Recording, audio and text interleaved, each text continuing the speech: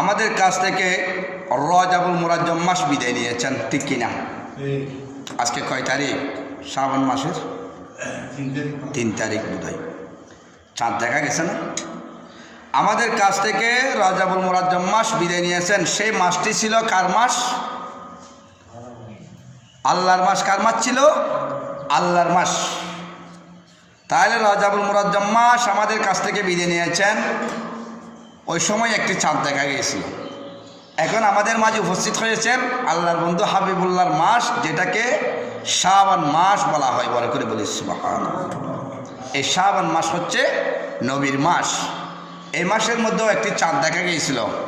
পরশু একটি চাঁদ উঠেছে, দেখেছেন আপনারা? চাঁদের দোয়া জানেন? এই ছোটো বাচ্চারা তোমরা জানো? নতুন চাঁদ দেখলে একটি দোয়া পড়তে হয়। এটা দোয়া পড়ে আল্লাহর দরবারে শুকরিয়া আদায় করতে হয়, আল্লাহর কাছে দোয়া করতে হয়।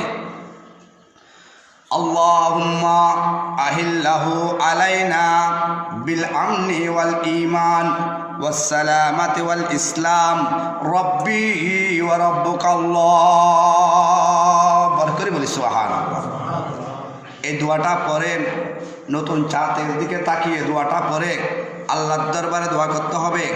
আল্লাহ রব্বে করিম, আমি আপনার 12টি মাস 365 দিন একটি বছর, 52 বা 53 সপ্তাহে একটি বছর, আমি আপনার বান্দা, আপনার দুস্থ হাবিবের উম্মত আমি অতিবাহিত করতে চলেছি এবং করেছি। আজকে আমি রজবুল মুরাজ্জম মাসকে আমি স্বাগতম জানাইছি, বিদায় দিয়েছি। শাবান মাসকে আমি বুকে ধারণ করেছি।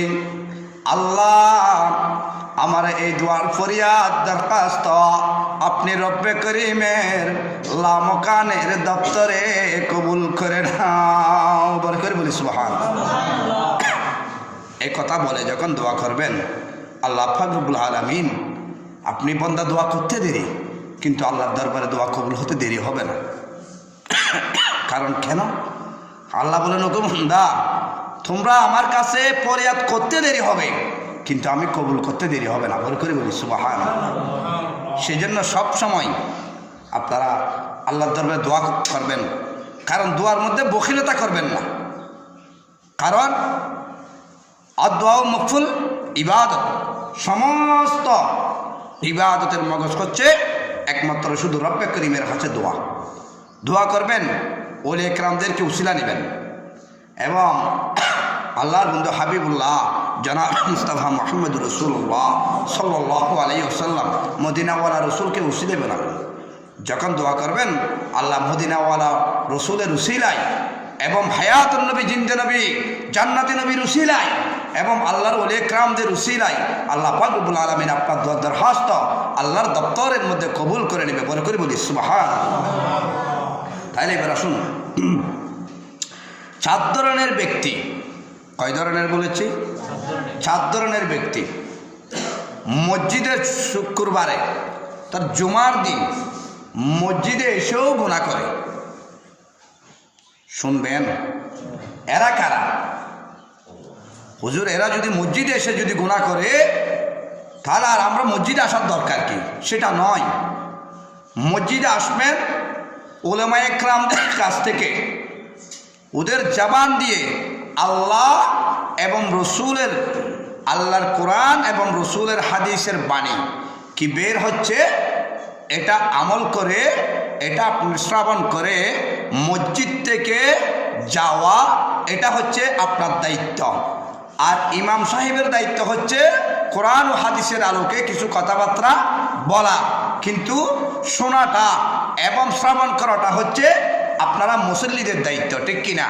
এবং হেদায়েতের মালিক হলো একমাত্র শুধু আমার লামকানের খোদা। বলে করে বলি সুবহানাল্লাহ। কথা বুঝেছেন? তাইলে এবার আসুন, প্রথম নাম্বার, যে আল্লাহর বান্দা রাসূল পাক সাল্লাল্লাহু আলাইহি ওয়াসাল্লামের উম্মত মসজিদে এসে গুনাহ করে, প্রথম নাম্বার হলো যিনি মসজিদে এসে কথা বলে। মসজিদে এসে অনেকে কথা বলে না, বলে। কারণ মসজিদে আসবেন, এটা হলো আল্লাহর ঘর। এটা কার ঘর? আপনারা বোঝার জন্য আমি ধীরস্থই বলতেছি, এটা কার ঘর? এটা আল্লাহর ঘর। মক্কায়ে মুআজ্জামার মধ্যে খানে কাবা, এটা কার ঘর? আল্লাহর ঘর।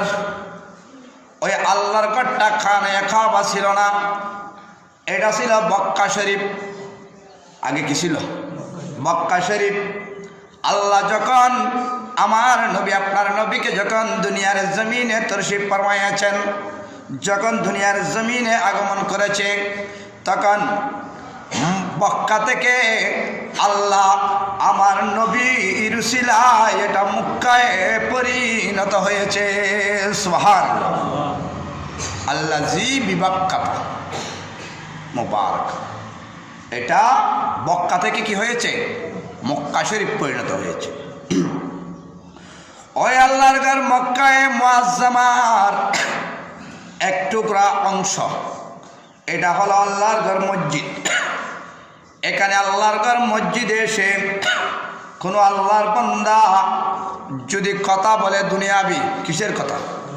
দুনিয়াবি কোনো আলোচনা করে, ব্যবসা বাণিজ্য, লোভ লালসা, সন্তান সন্তানী, ছেলে মেয়ে, স্ত্রী পুত্র এবং ইত্যাদি যদি কোনো দুনিয়াবি কথা যদি মসজিদে এসে বলে, তাহলে ওই বান্দার 40 বছর কৃত ইবাদত কবুল হওয়ার ইবাদত থেকে আল্লাহ পাক রব্বুল আলামিন ওই সওয়াব ক্যান্সেল করে দেবে। বড় করে বলি নাউজুবিল্লাহ। খবর স্যার 40 বছর বাঁচিবে না? আহা, আর কবুল হয়েছে যে এরকম কথা বলেছে, আমাদের ইবাদত যে কবুল হয়েছে এটা কেউ গ্যারান্টি দিয়ে বলতে পারবে? এখান থেকে অনেক কথা আসে, সময় কিন্তু অতি সংকীর্ণ। গাউসে পাককে শয়তান এসে বলেছেন, হে গাউসে পাক আব্দুল কাদের জিলানী, তোমার ইবাদত আল্লাহ কবুল করে ফেলেছে, তোমার আর ইবাদত করার দরকার নেই, তুমি এটা নামাজ কালাম রিয়াজত এগুলো ছেড়ে দাও। গাউসে পাক বলে, এটা কি বলে? গাউসে পাক যখন আল্লাহর নাম নিয়ে যখন রাসূল করিম সাল্লাল্লাহু আলাইহি সাল্লামের যখন নাম নিয়ে যখন উনি ইস্তেহারে বসেছে, দেখতেছে উনি কি শয়তান, তখন ওনাকে এমন ধমক দিয়েছে উনি পালিয়ে গেছে। বলে করে বলি সুবহানাল্লাহ। তাহলে গাউসে পাক থেকে কি আমরা বড়? এটা বুঝতে হবে। একেবারে আসুন, তাহলে প্রথম নম্বর কি বলেছি? যারা মসজিদে এসে কথা বলে এদের ইবাদত 40 বছরের কবুল হওয়া কৃত ইবাদত থেকে এটা কেটে যাবে। বড় করে বলি নাউজুবিল্লাহ। তাহলে দ্বিতীয় নম্বর আসুন, মসজিদে পরে এসে আগে যাই, আসে না? এক যে মনে করেন আপনারা এসেছেন মসজিদে আগে আগে এসে, মনে করেন আমার বাবা জানা এসেছে, উনি বসেছেন, অত আর কতগুলা মানুষ একদম লাস্ট পর্যায়ে এসে খুতবা দেওয়ার সময় তখন এসে কি করে? আমাকে জায়গা দাও, আমাকে জায়গা দাও। তখন ওনার পা একজন মুসল্লির গায়ের মধ্যে বেজে যায়, বাজে কিনা? বাজে। বা হাত বাজে, বা ওনার মনে একটু কসর আসে, কষ্ট আসে, তখন ওই আল্লাহ পাক রব্বুল আলামিন এটা আর সহ্য করবে না। সেজন্য মসজিদে মাসালা হয়েছে, আপনি পরে এসেছেন পরে বসবেন, আগে আসবেন না। আপনি যতই বড় শক্তিশালী হও না কেন, আল্লাহর ঘরের মধ্যে নেতা বলো, মন্ত্রী বলো, এমপি বলো, যত বড় প্রভাবশালী বলো না কেন, তোমার ক্ষমতা মসজিদের মধ্যে নেই। এখানে চলবে শুধু কি? কার ক্ষমতা? আলিমুল গাইব এবং আল্লাহর বন্ধুর ক্ষমতা। বলে করে বলি সুবহান। আল্লাহর কোরআন, আল্লাহর বন্ধু জনাবে মুস্তাফা মুহাম্মদুর রাসূলুল্লাহ সাল্লাল্লাহু আলাইহি ওয়াসাল্লামের হাদিসের বাণী। বলে করে বলি সুবহান। তাহলে আপনার কিসের ক্ষমতা? ওই বান্দা গুনাহ করে। দ্বিতীয় নাম্বার, যে মসজিদে পরে এসে আগে আসার স্থান বের করে, ওই বান্দা মসজিদে এসে জুমার দিন গুনাহ করে, আল্লাহ ওই বান্দার দোয়া কবুল করবে না। বলে করে বলি না। তাইলে এবার আসুন তৃতীয় নাম্বার, মসজিদে এসে যারা সুন্নত পড়ে না, কতগুলা মানুষ আসলে পড়ে, সুন্নত পড়ে না, আর কতগুলা খুতবার সময় সুন্নতের নিয়ত বাঁধে। মাসালা খেয়াল করবেন, এই যে জুমার আগে জুমার 2 রাকাত ফরজের আগে যে সুন্নত আছে এই সুন্নতগুলা সুন্নতে মুআক্কাদা। এটা কি? সুন্নতে মুআক্কাদা। এই সুন্নতকে বলা হয় কাওয়ালাল জুমা সুন্নত। ঠিক আছে, এটা পড়তে হবে। এটা যদি না পড়েন আপনি গুনাহগার হবেন, বরঞ্চ আপনার জুমা ফরজ আদায় হবে না, কারণ ফরজের কাছাকাছি হলো সুন্নত। বলে করে বলি সুবহানাল্লাহ। খেয়াল করবেন, যে আল্লাহর বান্দা রাসূল পাক সাল্লাল্লাহু আলাইহি সাল্লামের উম্মত মসজিদে এসে সুন্নত আদায় করবে না, সুন্নতের মুআক্কাদা পড়বে না, ওই বান্দাও জুমার দিন জুমা পড়তে এসে গুনাহ করে। বলে করে বলি নাউজুবিল্লাহ। তাহলে 4 নম্বর হলো যে আল্লাহর বান্দা রাসূল করিম সাল্লাল্লাহু আলাইহি সাল্লামের উম্মত খুতবা শুনে না। আমি খুতবা তো উঠি আপনাদেরকে বলি না, আপনারা কেউ কথা বলবেন না, বলি। যারা খুতবা শুনে না, খুতবা দেওয়াটা কি সুন্নাত, দেওয়াটা কি শোনাটা ওয়াজিব। খুতবার মধ্যে নামাজ আছে, এখানে উলামায়ে কেরাম আছে, তাহলে খুতবার মধ্যে কি আছে? নামাজ আছে। হুজুর নামাজ আছে, এটা তো পড়তে হয় না, তা পড়তে হবে না। এটা শুনলেও আল্লাহ আপনার আমল নামায় 2 রাকাত নামাজের সওয়াব দিয়ে দেবে। বলে করে বলি সুবহানাল্লাহ। সেজন্য যে আল্লাহর বান্দা রাসূল পাক সাল্লাল্লাহু আলাইহি ওয়াসাল্লামের উম্মত জুমার দিন জুমা পড়তে এসে খুতবা শুনে না, ওই বান্দাও জুমা পড়তে এসে গুনাহ করে। বলে করে বলি নাউজুবিল্লাহ। এই 4 ধরনের মানুষ জুমার দিন জুমা পড়তে এসে আল্লাহর ঘরের মধ্যে গুনাহ করে, গুনায় শামিল হয়ে যায়। আমরা এই সমস্ত কাজ থেকে আল্লাহ পাক রব্বুল ইজ্জত আমাদেরকে যেন বাঁচিয়ে রাখে। বলে করে বলি আমিন। এবার আসুন, 7 ব্যক্তির দোয়া আল্লাহর দরবারে কবুল হবে না। আমি আশা করব ওয়াজ নসিহত প্রতিদিন শুনেন, প্রতিদিন লম্বা সুদ দিয়ে বলি, কিন্তু মাসালা মাসাইল এর দরকারি কথাগুলো কিন্তু বলা শুক্রবারে জুমার দিন দরকার, কারণ সময় অতি সংকীর্ণ। সেজন্য আমি আশা করব এই আব্দুল মালিক আল কুতুবী রহমতুল্লাহ আলাইহি জামে মসজিদের মধ্যে এবং আকবর শাহপাড়া এই জামে মসজিদের মুসল্লি ভাইদের মধ্যে আমি যে 7 ব্যক্তির দোয়া আল্লাহর দরবারে কবুল হবে না বলতেছি, এই 7 ব্যক্তি আমি আশা করব আমার মসজিদের মধ্যে নেই। বলে করে বলি সুবহানাল্লাহ। আশা করি নেই, যদিও কেউ তাকে সংশোধন হয়ে যাবেন আজকে থেকে। বুঝাতে পেরেছি? তাইলে এবার আসুন, 7 ব্যক্তির দোয়া আল্লাহর দরবারে কবুল হবে না।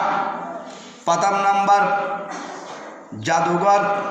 যারা জাদু করে, জাদুঘর ছিলেন না ওনারা, আবার আর ওই গুঁড়ো গাড়া কুয়াশা হাত দিলে কেন তাবিজ দোয়া নদী না, আবার আর হইলে তুমি যারা জাদু করে, যেমন খাজা গরিবে নওয়াজ যখন ভারতে এসেছেন মুসলমান ইমানদার করার জন্য, যখন ভারতের মধ্যে এসেছেন তখন কি ও ফিত্তি রাজা কী করেছে? ওনার সাথে জাদুগিরি করেছে, ওনাকে জাদু মেরেছে। তো বান্দার জাদু কি কাজ হবে? আল্লাহর সাথে আড়ে আসবে? আসবে না। আল্লাহ তো ওনাকে ইলহাম দান করেছে। বলে করি বলি সুবহানাল্লাহ। এদেরকে বলা হয় জাদুঘর। যে মানুষকে জাদু করে কষ্ট দেয়, ওই রকম ব্যক্তির দোয়া আল্লাহর আরশে আযমে কবুল হবে না। এটা 1ম আসমানের মধ্যে ঝুলন্ত থাকবে। 1ম আসমান মানে ওটা হলো 1ম আসমানের নাম হলো রুকিয়া। কি নাম বলেছি? রুকিয়া। ওই 1ম আসমান বানানো হয়েছে সবুজ জামরুদ পাথর দ্বারা তৈরি করা হয়েছে। ওই 1ম আসমানের মধ্যে ওই জাদুঘরের দোয়া ঝুলন্ত থাকবে, লামকানের দপ্তরে কবুল হবে না। নাউজুবিল্লাহ। এবার আসুন 2 নম্বর, এটা হলো মদকুর। আশা করি আমার মসজিদে নেই। যারা মদ পান করে, মদ মানে বাতরে ফোঁসাইয়ের 1 মাস পরে হাই দেরি হয় না, যারা মদ পান করে ওই ব্যক্তির দোয়াও আল্লাহর দরবারে কবুল হবে না। ওই ব্যক্তির দোয়া 2য় আসমানে গিয়ে লটকি থাকবে, ঝুলন্ত থাকবে। 2য় আসমানের নাম কি বলেছি? ফাইদুল। কি বলেছি? ফাইদুল। ওটা তৈরি করেছেন লোহা দ্বারা তৈরি। ওই দ্বিতীয় আসমানের মধ্যে ওই মতকুরের দোয়া ঝুলন্ত থাকবে।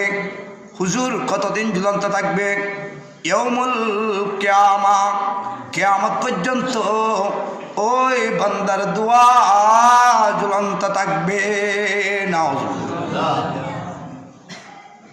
এবার আসুন, তৃতীয় নাম্বার হলাম জেনাকারী।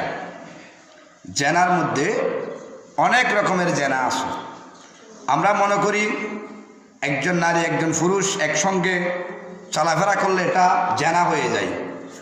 এটা তো আছে, বরঞ্চ আপনি চোখের দৃষ্টি দিয়ে যদি খারাপভাবে দেখেন এটাও জেনার পর্যায়ে পড়ে যায়, ঠিক কিনা? আপনি একজন মা বোনদের গঠনকে, জিসিমকে আপনি যদি চোখের দৃষ্টি দিয়েও যদি খারাপ দেখেন, ওনার সামনে পিছে ডেনে বামে আপনি যদি খারাপ মন্তব্য করেন, ওটাও আপনি জেনার মধ্যে সামিল হয়ে যান। বলি 3 নম্বর হলো জেনাকারী। যে আল্লাহ রসুলের উম্মত জেনাকারী, ওনার দোয়া ও 3 নম্বর আসমানের মধ্যে ঝুলন্ত থাকবে, উপরে উঠবে না। 3 নম্বর আসমানের নাম হলো মালাকুত। কি বলেছি? মালাকুত। 3 নম্বর আসমান বানিয়েছেন তামা দিয়ে তৈরি। কি দিয়ে তৈরি করেছেন? তামা দিয়ে তৈরি। বড় করে বলি সুবহানাল্লাহ। তাহলে এবার আসুন 4 নম্বর। 4 নম্বর হলো আত্মীয় স্বজন বিচ্ছিন্নকারী। আত্মীয় স্বজন ছিন্নকারী আছে কিনা? এখানে নেই, অন্যান্য জায়গার মধ্যে আছে। হয়তো তুই জায়গা পালি নিবি কি দেরি হয় দেয় বইনের, হয় না? না হয়। আহা বই নসহায় হাঁদি রাঁধি বাইর বাড়ি তুমি এরকম আত্মীয় স্বজন ছিন্নকারী আছে কিনা? আছে। যারা আত্মীয় স্বজন ছিন্নকারী, ওনার দোয়া নাকি 4th আসমান থেকে যাবে না। 4th আসমানের নাম হলো জহিরা। এটা আল্লাহ তৈরি করেছে রূপা দ্বারা। ওই 4th আসমানের মধ্যে ওই আত্মীয় স্বজন ছিন্নকারীর দোয়া কিয়ামত পর্যন্ত ঝুলন্ত থাকবে। বলে করি বলি নাউজুবিল্লাহ। এবার আসুন 5 নম্বর। 5 নম্বর হলো পিতা মাতাকে কষ্ট দেওয়া। কাকে? ওয়াবিল ওয়ালিদাইনি ইহসানা। বলে করি বলি সুবহানাল্লাহ। মা বাবাকে কি করো? ইহসান করো। মা বাবাকে সেবা করো। মা বাবাকে দুলার মতো সেবা করো। হুজুর এভাবে কেন বলছেন? আপনি যখন ছোট ছিলেন, নবজাত শিশু ছিলেন, ঠিক কিনা? যখন ছোট ছিলেন আপনি পেশরাব করেছেন, আপনি পায়খানা করেছেন, আপনাকে ফেলে দিয়েছে। ওটা পাল দিয়ে মা আবার বুকে ধরিয়ে মায়ের স্তন পান করিয়েছেন, ঠিক কিনা? ফেলে দেন নাই। আপনি যখন 18 বছর, 22 বছর, 24 বছরের যুবক হয়েছ, আপনি আপনার মা বাবাকে ফেলে দিয়েছ। সেজন্য সন্তান ফেলে দিতে পারে, মা কোনোদিন সন্তানকে বলতে পারে না। সুবহানাল্লাহ। সেজন্য আল্লাহ বলেন ওয়াবিল ওয়ালিদাইনি ইহসানা। যারা মা এবং বাবাকে শিখবে তার ভিতর আমি আল্লাহ এবং আমার বন্ধু জনাবে মুস্তাফা থাকবে। সুবহানাল্লাহ। যার কাছে মা বাবার মহব্বত আছে, এটার ভিতরে আল্লাহ রসুলও আছে, ঠিক না? সন্তান না এটি তুলমায় একরাম আছে, সন্তান এলে ফসল লিখতে পারবেন। তাইলে এবার আসুন, ওই বান্দার দোয়া কোথায়? 5ম আসমানে গিয়ে বেজে থাকবে। 5ম আসমানের নাম হলো মুজাইনা। এটা আল্লাহ পাক রব্বুল আলামিন স্বর্ণ দ্বারা তৈরি করেছে। সুবহানাল্লাহ। তাইলে এবার আসুন 6ষ্ঠ, চিত্তা পরনিন্দাকারী। আমরা করি না? একে অপরের গীবত করি, পরনিন্দা করি। পরনিন্দাকারীর দোয়া কবুল হবে না। 6ষ্ঠ নাম্বার, কেউ যদি কারোই গীবত করে, পরনিন্দা করে, আল গীবাতু আসাদ্দু মিনাজ জিনা। এটা হাদিস শরীফ। এটা কিসের হাদিস? বুখারী। কিসের? বুখারী শরীফের হাদিস। আল গীবাতু আসাদ্দু মিনাজ জিনা। আপনি জেনা করার থেকেও আরো উত্তম। বড় করে বলুন না নাউজুবিল্লাহ। জেনাকারীর জন্য আরো মারাত্মক বলে হতে গীবত করে দিবে। হুজুর কিরকম মারাত্মক? হয় যে আপনি আপনার মাংস খাওয়া, আপনি আপনার ভাইয়ের গুস্ত খাওয়ার যেরকম এর চাইতেও মারাত্মক। বড় করে বলি নাউজুবিল্লাহ। আল গিবাত অসাধ্য মিনাজ জানা, আল্লাহ নবী হাদিসের মধ্যে ঘোষণা দিয়েছেন এটা জানার চাইতে মারাত্মক। গিবত করবেন? কেউ গিবত করবেন না। আমাকে ভালো লাগতেছে না, আমাকে বলবেন হুজুর আপনাকে আর ভালো লাগতেছে না, আমি চলে যাব। গিবত করবেন না। আপনাদেরকে যদি আমি আমার না সারে আমি চলে যাব, কিন্তু গিবত করা যাবে না। আমি বুঝাতে পেরেছি? গিবত করবেন না। ওই গিবতকারীর দোয়া ষষ্ঠ আসমানের মধ্যে ঝুলন্ত থাকবে। ওই ষষ্ঠ আসমানের নাম হলো কালিসা। এটা আল্লাহ পাক রব্বুল আলামিন আল্লাহর কুদরতের মুক্ত দ্বারা তৈরি করেছে। সুবহানাল্লাহ। তাইলে এবার আসুন সামানিয়া 7 নম্বর, যারা কিফন হিংসুক, যারা কিফন হিংসুক 3 দিন একে অপরের সাথে কথা বলে না। আছে কিনা এরকম? আপনাদের এখানে আছে?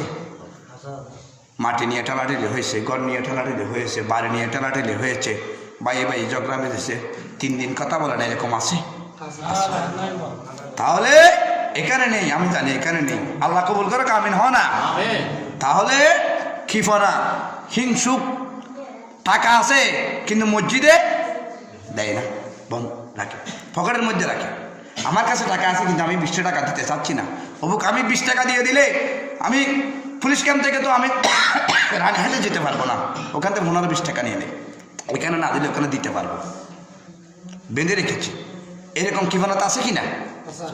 হিংসুক।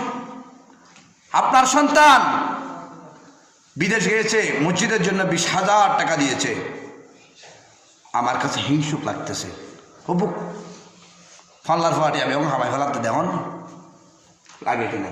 এরকম আছে কিনা? এরকম করা যাবে না। কেউ আপনাকে গালি দিয়েছে, আপনি আল্লাহর দরবারে শুকরিয়া আদায় করবেন, ওনাকে আল্লাহ যেন হেদায়েত দান করে। কি করবেন? ওনার জন্য কি দোয়া করবেন? আল্লাহ আমাকে আপনার বান্দা না বুঝে গালি দিয়েছে, আমি হকে আছি, আল্লাহ আপনি ওনাকে হেদায়েত দান করুন। সুবহানাল্লাহ। তখন আল্লাহ ওনাকে হেদায়েত দান করবে। আপনার সবরের মধ্যে আল্লাহ পাক রব্বুল ইজ্জত আপনাকে নিয়ামত বাড়িয়ে দেবে, এমনভাবে বাড়িয়ে দেবে, আপনি আপনার আল্লাহর কাছে যখন শুকরিয়া আদায় করছেন, লাইন শাকারতুম লাযিদান্নাকুম ওয়া লাইন কাফারতুম ইন্না আযাবি লাশাদীদ, বড় করে বলুন সুবহানাল্লাহ। এমন নিয়ামতের যা বাড়িয়ে দেবে আপনি জানতেও পারবেন না আপনার কাছে অসুরে টাকা আসতেছে, অসুরে সম্পদ আসতেছে, বড় করে বলুন সুবহানাল্লাহ। ওই ব্যক্তি কিফন এবং হিংসুক যিনি 3 দিন মাতার একে অপরের সাথে, ওই ব্যক্তির দোয়া 7ম আসমানে গিয়ে আজ যাবে না। 7ম আসমানের নাম হলো লাবিয়া। ওই আসমান আল্লাহ পাক রব্বুল ইজ্জত আল্লাহর কুদরতের ইয়াকুত পাথর এবং নূর দ্বারা বানিয়েছে। সুবহানাল্লাহ। তাহলে এবার আসুন আসমান, আসমানের মধ্যে কোনো খুঁটি আছে? এই যে আসমান দেখতেছেন, আমাদের কাছে লাগতেছে আসমানটাকে মনে হয় পাহাড়ের ওই পাশে গেলে আমি ধরতে পারবো, এটা ওখানে কি পড়ে গেছে, এরকম লাগতেছে। কিন্তু আসমানের মধ্যে কোনো খুঁটি আছে? নেই। তাহলে ইসলামের কয় খুঁটি? ইসলামের খুঁটি কয়টা? 5টা। ইসলামের 5 খুঁটি। ওই 5 খুঁটির মধ্যে, ইসলামের 5 খুঁটির মধ্যে আল্লাহ পাক রব্বুল আলামিন এই যে একটি ঘর বানিয়েছেন, এর মধ্যে 4 কোণায় 4টি খুঁটি, মাঝখানে একটি খুঁটি। আসমানের মধ্যে কোনো খুঁটি দেখা যাচ্ছে না, কিন্তু আল্লাহ পাক রব্বুল আলামিন কুদরতের 5টি খুঁটি দিয়ে বিশাল আসমানকে সাজিয়েছে, বলে করে বলিস। তাই ইসলামের 5 খুঁটি এগুলা কি? ইসলামের 5 কালিমা এগুলা কি? এগুলো আমাদের কাছে জানা অতি প্রয়োজন।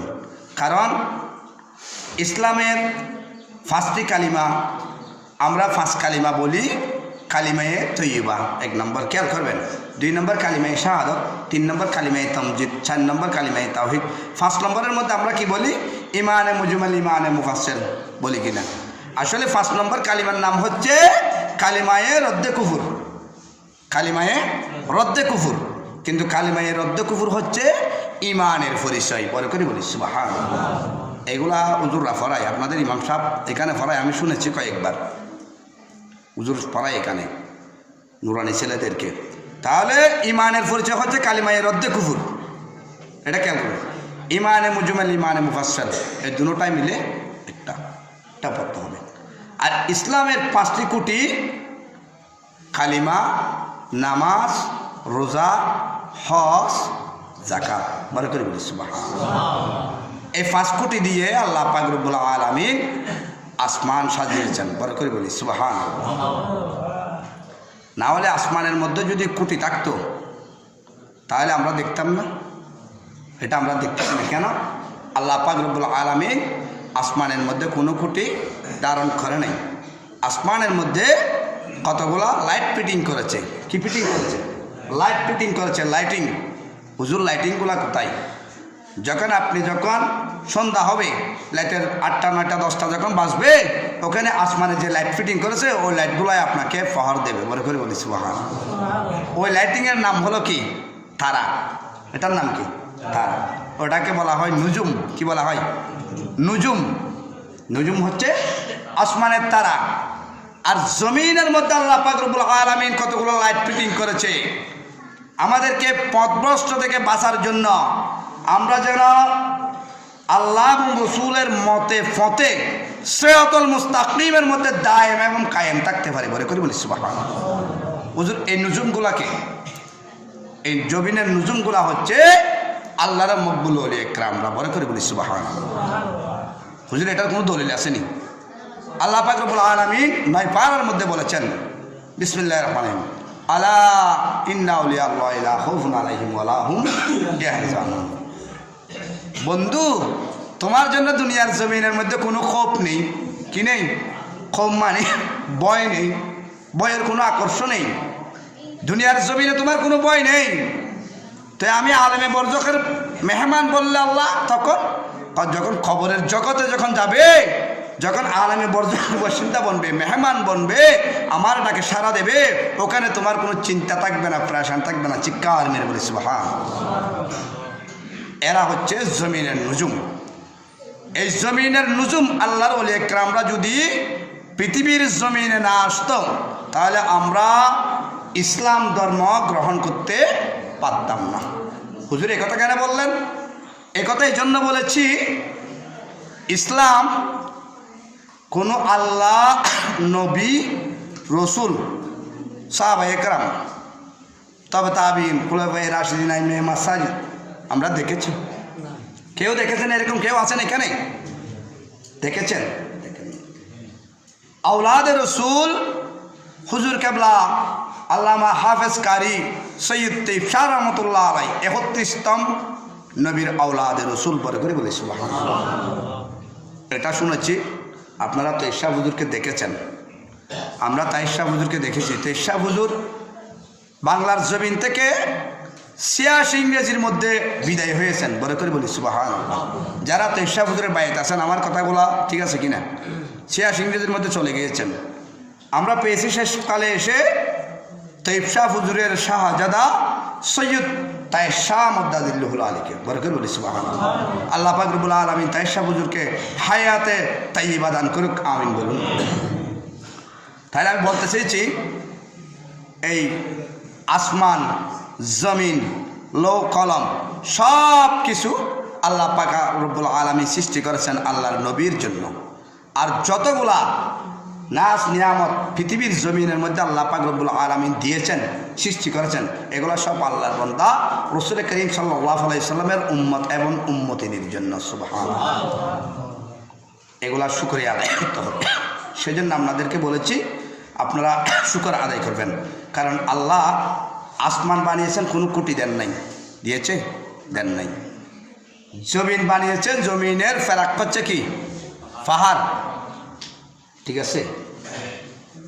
বিসমিল্লাহির রহমানির রহিম। লাউ আনজালনা হাযাল কুরআনা আলা জাবালিন লারাআইতাহু খাশিআন মুতাসাদ্দিআন মিন খাশিয়াতিল্লাহ ওয়া তিলকাল আমসালু নাদরিবুহা লিন-নাসি লাআল্লাহুম ইয়াতাফাক্কারুন। বড় করে বলিস সুবহানাল্লাহ। এটা মনে হয় 27 পারা সূরা হাশর 28 পারা সূরা হাশর আয়াত, শেষ আয়াত। তাহলে এটা পাহাড় হচ্ছে জমিনের কি? কুটি, জমিনের ফেরাক। পাহাড় যদি না থাকতো আপনি জমিনের মধ্যে ঘর বাঁধতেছেন, দালাল কোটা বাঁধতেছেন, বাঁধতে পারতেন? জমিনটা কি করতো? তুরফুলের মতো নাচানাচি করতো, ঠিক কিনা? সেই জন্য জমিনের ফারাক হচ্ছে পাহাড়, আর জমিনের নুজুম হচ্ছে আল্লাহর মকবুল ওলি একরামরা করে করে বলি সুবহানাল্লাহ। সেই জন্য শায়েররা সুন্দর করে বলেছেন, আসমান সুন্দর, জমিন সুন্দর, আসমান সুন্দর, জমিন সুন্দর, আরো সুন্দর এই পৃথিবী, তার চেয়ে অধিক সুন্দর আমার দয়াল নবীজি সুবহানাল্লাহ। সুন্দরে সুন্দরে পাল্লা, জানি না কত সুন্দর তুমি আল্লাহ, জানি না কত সুন্দর তুমি আল্লাহ, বলে করে বলি সুবহানাল্লাহ। নবী যদি এমন সুন্দর হয়, ইসুফ নবী যদি এমন সুন্দর হয়, আল্লাহ কত সুন্দর কেউ অনুমান করতে পারবেন? আল্লাহ বলেছেন, আমার সিফাতের নূর দিয়ে আমি আমার বন্ধু হাবিবুল্লাহকে সৃষ্টি করেছি। কিসের নূর দিয়ে? সিফাত মানে আমার জিসিমের নূর দিয়ে। আর আমার বন্ধুকে সৃষ্টি করে আমি 100 ভাগ নূর দিয়েছি। 100 ভাগ থেকে 99 ভাগকে বহাল রেখে 1 ভাগ নূর আমি হযরতে ইউসুফ পয়গম্বর আলাইহিস সালাতু ওয়াস সালামকে দিয়েছি সুবহানাল্লাহ। এই আমার নবী আপনার নবীর 99 ভাগ রেখে 1 ভাগ সৌন্দর্য দিয়ে, জমিন 1 ভাগ সৌন্দর্য দিয়ে ইসুফ নবীকে তৈরি করেছে। মিশরের মানুষ হাত কেটে ফেলতেছে, ঠিক কিনা? ইসুফ নবীকে দেখে। আর আমার নবী আপনার নবী দয়াল নবীকে যদি দেখতো, মাথা থেকে পা পর্যন্ত আফাদে মুস্তাফা আমার নবীর হায়াতের মধ্যে কোরবান করে দিত সুবহানাল্লাহ। আল্লাহ পাক রব্বুল আলামিন আমাদেরকে আপনাদেরকে আমল করার তৌফিক দান করুন। ওয়া আখিরু দাওয়ানা আলহামদুলিল্লাহি রাব্বিল আলামিন। রব্বি সাল্লি ওয়া সাল্লিম।